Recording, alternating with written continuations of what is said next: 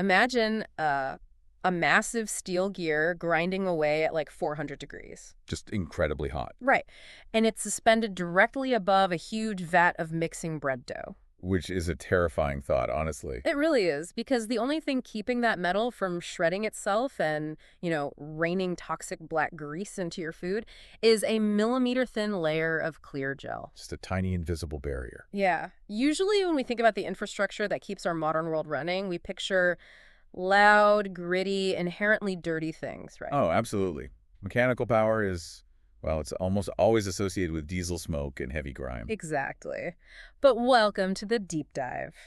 Today, we're exploring the invisible infrastructure that makes modern food production possible. It's an incredible engineering tightrope. You have the violent necessary forces of industrial manufacturing on one side, Right. and then the absolute non-negotiable need for biological safety and purity on the other. Bridging that gap requires chemistry that acts almost like magic. It really does. So for today's deep dive, our source is a technical data sheet for a product called CC LUBE. Manufactured by a company called Jet-Lube. Yeah. Right. And, a technical data sheet sounds like a pretty dry numerical list of industrial specs. It definitely looks like one at first glance. Yeah, but hiding inside these numbers is a fascinating story of modern chemical engineering. Because what looks like a mundane list of chemical properties is actually, it's a very aggressive blueprint. A blueprint for what, exactly? It details how to solve one of the most difficult paradoxes in manufacturing, which is keeping machinery alive without contaminating the end product. Which brings us to our mission today. We're going to decode this state-of-the-art semi-synthetic multipurpose lubricant. That's a lot of adjectives, but yes. It is. But we're going to figure out how a single clear gel manages to do the heavy lifting of a brutal factory floor without leaving a single trace. By the end of this deep dive, you are going to look at a simple bakery conveyor belt, or, the automated valves at a bottling plant in a completely new way. Yeah, you'll really never unsee the invisible chemical forces keeping it all moving. Okay, let's unpack this. Let's go. We have to start with the most immediate human concern here, which is the food itself. Because on its face, the source material sounds completely contradictory. How so? Well, we have a heavy-duty industrial chemical, an actual mechanical lubricant that is specifically designed for use in federally inspected meat and poultry plants. Right, which sounds crazy. It's like outfitting a tank with culinary armor. Yeah. It has to do all this heavy industrial lifting, but it also has to act like a complete ghost around our food supply. If we connect this to the bigger picture, it really comes down to a very specific, highly regulated designation. Okay, lay it on me. So the source points out that CC LUBE is NSF-H1 registered. Each one, okay. Yeah, and the registration number is 048221, and it conforms to FDA regulations, CFR 21, section 178.3570. Wow, okay, that is a massive mouthful of acronyms. It is, yeah.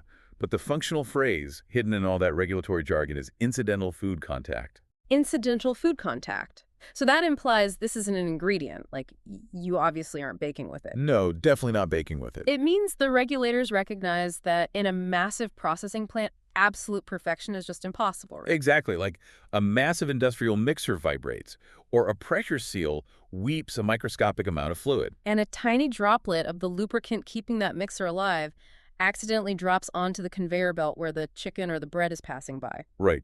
And the H1 designation guarantees that if that highly unlikely event happens, the food supply remains completely safe. Which is huge, because if regular car oil or factory grease hit that same belt, what happens? Oh, the entire batch of food would be ruined instantly. Regular lubricants are full of heavy metals and toxic extreme pressure additives. Aromatic compounds, right? Yeah, aromatic compounds that would frankly poison a consumer. So how does this formula actually achieve that ghost-like status?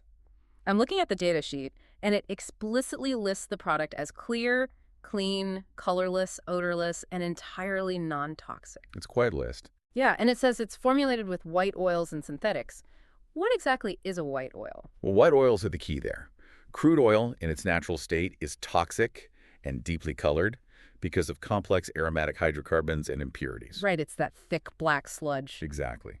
So to make a white oil, engineers put petroleum through highly aggressive refining processes, like severe hydrocracking or hydrotreating. Hydrocracking sounds intense. It is. They essentially force hydrogen molecules into the oil under massive pressure and heat to break apart those toxic aromatic rings. Leaving behind a substance that is chemically unreactive. Precisely. It's essentially pure, isolated lubrication, stripped of anything that could stain the product or interact with the human's biology. Wow. And the source emphasizes it is non-staining and safely used on cooking, processing, and packaging equipment. Yeah, so if you have a massive dough mixer handling thousands of pounds of product, the gears above it need lubrication so they don't destroy themselves. Right. You use an H1 registered product because it guarantees that the mechanical integrity of the machine doesn't compromise the biological integrity of the food. Wait, if this facility is constantly being blasted with boiling water and chemicals to keep it clean, how does the lubricant not just wash down the drain immediately? That is the daily battle factory engineers fight. The We can call it the washout war. washout war. I like that. And this is where the specific structural chemistry in the source material really shines. The datasheet notes that CC LUBE uses an aluminum complex thickener. Okay, let's break that down a bit, because I usually think of a grease like a sponge holding water. That's a great way to picture it. So the base oil, those white oils and synthetics we just talked about, is the liquid doing the lubricating. Right. And the thickener is the sponge. It's the structural matrix that holds the oil in place so it doesn't just drip away from gravity. That is a perfect analogy. An aluminum complex is a very specific type of chemical matrix used to hold that oil. Okay, so why aluminum? Well, many standard industrial greases use a lithium-based thickener. The problem with lithium is that under certain conditions, it is hydrophilic. Meaning it loves water. Exactly. Yeah. It wants to bond with water molecules. So when the overnight sanitation crew comes in with high-pressure, scalding hot water hoses, a standard lithium grease would just absorb the water. It turns into a mess, I'm guessing? Yeah, it turns into a milky, runny soup and washes right out of the bearings. Leaving the expensive machinery completely unprotected when the factory turns back on the next morning, that sounds disastrous. It is. So the aluminum complex thickener must function differently at a molecular level. It acts entirely differently. The aluminum complex possesses hydrophobic molecular structures. It fears water. Right. Instead of welcoming the water, the molecular tails of the thickener physically push the water molecules away. That's incredible. The source actually states it provides extreme water resistance and is specifically designed to eliminate hot water washout. So the scalding water literally bounces off the gel, taking the food debris with it, but the lubricant matrix stays firmly anchored to the metal. You got it. That structural integrity is fascinating. But there's another detail here regarding this hostile environment. It's not just about washing away the grease. It's about what might try to live inside the grease. Ah, yes. The biology problem. Right. The source mentions CC LUBE contains antibacterial additives. This is a critical secondary defense for any food-grade environment. Even if the sanitation crew washes the machine perfectly, the tiny gaps in the joints and bearings of heavy machinery are dark, warm places. Perfect for microbes. Exactly. If a microscopic piece of organic matter like flour, sugar, or meat protein gets lodged in the grease, bacteria would normally treat that as an all-you-can-eat buffet. Just a sheltered incubator for microbes right inside the machine. Very. But the antibacterial additives actively prevent what the source calls bacterial culturing. How does it do that? They alter the chemistry of the grease matrix so that it becomes a completely toxic environment for microbial life, even if organic matter is present. So it fights the washout war on two fronts: physically repelling the water and biologically repelling the bacteria. Precisely. Yeah. And it does all this while also deploying RNO and PTFE additives. Okay, RNO stands for rust and oxidation inhibitors, right? Correct. I'm assuming that because the machine is constantly soaking wet, the threat of rapid rusting is pretty much constant. It's a huge issue. Yeah. The RNO additives don't just sit there, though. They are active chemical agents. They bond to the microscopic pores of the steel, displacing any moisture. Oh, wow. Yeah, they form an impenetrable physical barrier against oxygen and water. The metal physically cannot oxidize. And what about the PTFE? I think listeners might recognize that by its commercial name, Teflon. Yeah, Teflon. It adds a layer of solid lubrication. PTFE particles act like millions of microscopic ball bearings, filling in the jagged valleys of the metal surface, which reduces friction even further. Here's where it gets really interesting, though. We've talked about it surviving the sanitation crew, the boiling water, and the bacteria. Yeah. But once the factory actually powers up, this clear, innocent-looking gel has to face the brutal mechanical stress of manufacturing. I'm looking at the temperature range here, and it is staggering. The thermal stability metrics in the datasheet map out a very resilient structure, definitely. The source states it operates over a broad temperature range from 0 degrees Fahrenheit all the way up to 400 degrees Fahrenheit or 204 Celsius. Which is incredibly hot for a continuous operation. Right. That's the ambient temperature of commercial belting for continuous baking ovens. What physically happens to this chemical when the heat gets pushed beyond that operational limit? Is it like the extreme sports athlete of industrial fluids? Well, we can look at the exact technical metrics provided in the datasheet to find out. The source lists the dropping point, which is tested under standard ASTM D-566 at 500 degrees Fahrenheit or 260 degrees Celsius. The dropping point. Okay, using our earlier analogy, that must be the exact temperature where the thermal kinetic energy overcomes the chemical bonds of the thickener. Right. The sponge literally melts, collapses, and drops the oil. That is the precise mechanism. It's the temperature where the semi-solid gel loses its structural integrity and reverts to a flowing liquid. Oh, I see. So if the machine runs at a scorching 400 degrees, the aluminum complex matrix remains completely stable. It isn't until it hits a blistering 500 degrees that the chemical bonds finally shatter. Which gives the factory a massive 100-degree safety buffer. That's reassuring. Yeah. But what about catching fire? Because if you have petroleum synthetics in a bakery oven running at 400 degrees, combustion seems like a serious risk. Oh, absolutely. But the chemists engineered safeguards for that as well. The datasheet gives us the flash point, which is greater than 450 degrees Fahrenheit, and an auto-ignition point calculated at over 500 degrees Fahrenheit. So it won't just burst into flames. Right. The base oils are synthesized to resist volatile off-gassing. Even if the equipment suffers a severe temperature spike, this material isn't going to suddenly vaporize and spontaneously combust. So it shrugs off the heat. But what about the physical crushing weight of the factory? That's a whole different kind of stress. Right, because a commercial roller or a pillow block bearing is exerting thousands of pounds of pressure onto a very tiny surface area. To understand how a soft gel survives that kind of violence, we have to look at one of the most intense mechanical tests mentioned in the source, which is the shell 4-ball test, specifically ASTM D-2596. The shell 4-ball test. That sounds like some kind of physics puzzle. How does it simulate factory wear? It's actually designed to measure the exact threshold of total mechanical failure. Picture 3 steel balls clamped tightly together in a little triangle. Okay, got it. Then a 4th steel ball is pressed down directly into the pocket between them, and a motor spins it at an incredibly high speed. So you have aggressive metal-on-metal friction focused on just 3 microscopic contact points. Exactly. And the only thing preventing those steel balls from destroying each other is a microscopic coating of the CC LUBE. Oh. As the top ball spins, the testing machine continuously adds heavier weights, dramatically increasing the downward crushing pressure. It's literally trying to force the metal surfaces to physically touch. Which brings up a question. No piece of metal is perfectly smooth, right? Not at a microscopic level, no. Right. If you look under a microscope, steel is full of jagged little mountains and valleys. We call those jagged peaks asperities. When those asperities crash into each other under high pressure, they generate immense localized heat. Ah, friction. Exactly. And the extreme pressure additives in the lubricant react to that flash of heat by instantly forming a sacrificial chemical film over the metal peaks. The test keeps adding weight until that film finally fails. And the source gives us that breaking point. The weld point is 126 kilogram force. Which is substantial. Yeah. So it takes 126 kilograms of pinpoint grinding force before this clear gel finally gives up, allowing the heat and friction to instantly weld the 4 spinning steel balls together into a single solid chunk of metal. A 126 kilogram weld point is exceptional for a formula that has no color, no odor, and is entirely safe to have around a sandwich. Seriously. The datasheet also details a load wear index of 25 and a wear scar diameter of only 0.7 millimeters.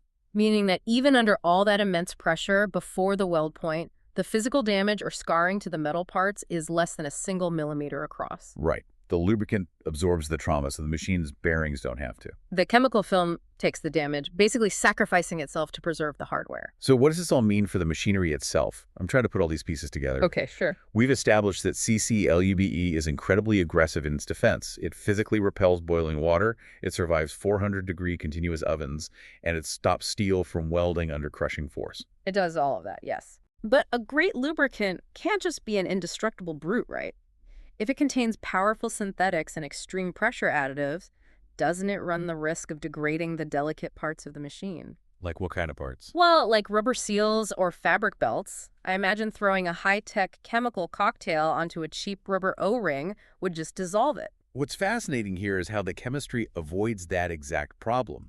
Uh-huh. You are applying very sound logic, because many heavy-duty industrial lubricants are actually highly aggressive. Oh, really? Yeah, standard heavy greases often rely on harsh aromatic solvents to keep their additives suspended. And those aromatic solvents attack the softer materials in the machine. Precisely. They penetrate the polymer chains of elastomers, things like rubber seals and plastic gaskets. Oh, I can see where this is going. The solvents cause the rubber polymer chains to spread apart. The seal swells up, loses its tensile strength, and eventually ruptures, causing a catastrophic machine leak. Nightmare for a factory. Total nightmare. But because CC LUBE is built on highly refined white oils, it lacks those aggressive aromatic solvents entirely. So the polymer chains in the rubber are left completely alone. It's like a universal donor in blood types, but for factory equipment. That's a really good way to put it. The source lists an extensive compatibility profile to prove it, actually. It operates safely on metal, but also plastic, vinyl, stainless steel, and nylon. Wow. More impressively, it's compatible with highly specific, chemically sensitive industrial rubbers like Viton, neoprene, Buna, and HSN. It just plays nice with absolutely everything. It really does. And because it's completely clear and non-staining, it doesn't even compromise fabrics. The datasheet explicitly notes it will not stain cotton, polyester, or mylar. Think about a high-speed packaging line where delicate mylar bags or fabric conveyor belts are whizzing by. If a drop of dark, standard grease hits them, the entire line has to shut down, right? Oh, absolutely, and materials are ruined. But with this formula, the fabric remains pristine. I see another set of technical measurements here that seem to explain how it physically behaves on these delicate surfaces. It lists an NLGI grade of 1 to 1.5 and a specific gravity of 0.88. I know what specific gravity is, but what on earth is an NLGI grade? Good question.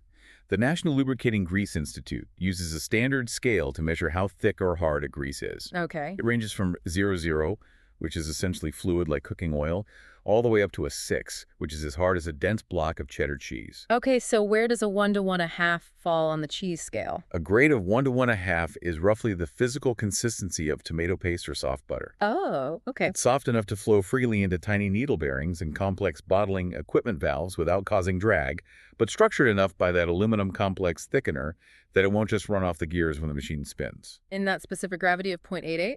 Specific gravity compares the density of the product to the density of water, which is a 1.0. Yeah. Because this is 0.88, it's lighter than water. But why does a factory engineer care about that? It becomes crucial during massive facility deep cleans. If a bearing gets over-greased, and a small amount does get washed out into the facility's drainage system, that 0.88 density means it will float directly on top of the wastewater. It won't sink and permanently clog the internal plumbing? Exactly. It floats to the surface of the catch basins, making it incredibly easy for the facility managers to skim it off and responsibly manage their environmental runoff. It is designed not just to protect the internal components of the machine, but to integrate flawlessly with the entire ecosystem of the factory floor. It's very well thought out. The datasheet also explicitly notes it is a non-drying formula. It doesn't crust over or turn into a hard shell over time. It just sits there, lighter than water, continuously lubricating indefinitely. And the equipment applications listed in the source reflect that versatility. It's recommended for roller bearings, pillow blocks, needle and plane bearings, conveyors, bushings, bottling equipment, gears, baking ovens, and valves. So it is engineered as an all-in-one chemical solution. Yep. You know, for anyone listening who works in food manufacturing and is currently thinking, I need to get my hands on this magic tomato paste to save my bottling line. Right. The source playfully leaves a trail of breadcrumbs. You can actually email sales@jetlube.com to inquire about package types, part numbers, and warranty info. They even include a direct link to their warranty PDF right there in the technical datasheet. The sheer amount of verified ASTM testing they publish proves they're willing to stand by the chemistry. It really is wild when you step back and synthesize all this information. This single, clear, completely odorless substance is quietly keeping our daily lives running smoothly. It's true. From the pristine bread baked in massive commercial ovens to the bottled beverages you grab on the go, It acts as an invisible guardian of the global food supply. It remains entirely unseen and completely untasted, fighting off boiling water and absorbing crushing pressure 24 hours a day. It functions as the ultimate unsung hero of the industrial world. It navigates the most extreme manufacturing environments imaginable, yet its greatest achievement is that the end consumer never even knows it exists. Which brings up a final, profoundly fascinating paradox hidden right at the top of the data sheet. Oh, yeah. We've spent this entire deep dive exploring how virtually indestructible this product is. It aggressively repels boiling washouts, it stabilizes 400 degrees of heat, and it physically stops steel from welding together. It features a non-drying formula that just refuses to quit. It is, for all intents and purposes, a mechanical fortress. Right. But the source also proudly notes that CC LUBE is biodegradable. That is a staggering juxtaposition. It poses a beautiful engineering contradiction. How do chemists design a product engineered to be virtually indestructible inside an industrial baking oven, yet entirely capable of safely breaking down once it returns to the natural environment? How does the chemical structure know when its industrial job is finally done? That is the magic of it. It's a testament to the incredible hidden tightrope walk of modern material science. Next time you grab a perfectly clean bottle of water or a fresh loaf of bread, just think about the invisible armor that got it there. Until next time, keep diving deep.